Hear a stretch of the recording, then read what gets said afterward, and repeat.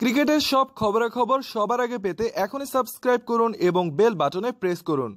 Bangladesh premier league বিপিএলে আজ দিনের দ্বিতীয় ম্যাচে মুখোমুখি হয়েছে রাজশাহী কিংস ও চিটাগাং ভাইকিংস।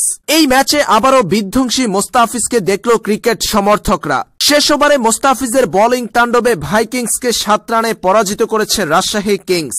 চট্টগ্রাম জহুর আহমেদ চৌধুরী স্টেডিয়ামে আজ দিনের দ্বিতীয় ম্যাচে টসে জিতে শুরুতে ফিল্ডিংয়ের সিদ্ধান্ত নিয়েছে মুশফিকুর রহিম। ব্যাটিং করতে নেমে দাপট দেখিয়েছে রাজশাহীর ব্যাটসম্যানরা। নির্ধারিত 20 ওভারে 5 উইকেট হারিয়ে 198 রান তুলেছে তারা।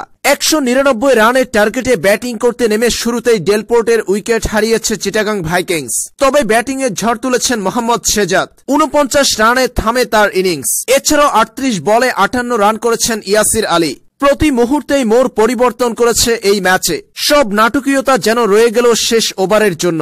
শেষ ওভারে জয়ের জন্য 13 রান দরকার ছিল চিটাগাং ভাইকিংসের, আর সেই ওভারে বোলিং করতে এসে 5 রান দিয়ে 2 উইকেট তুলে নিয়েছেন মোস্তাফিজুর রহমান, যার ফলে জয়ের কাছাকাছি গিয়েও জয় পেল না চিটাগাং ভাইকিংস। নিজেদের মাঠে টানা দ্বিতীয় হারের স্বাদ পেল তারা।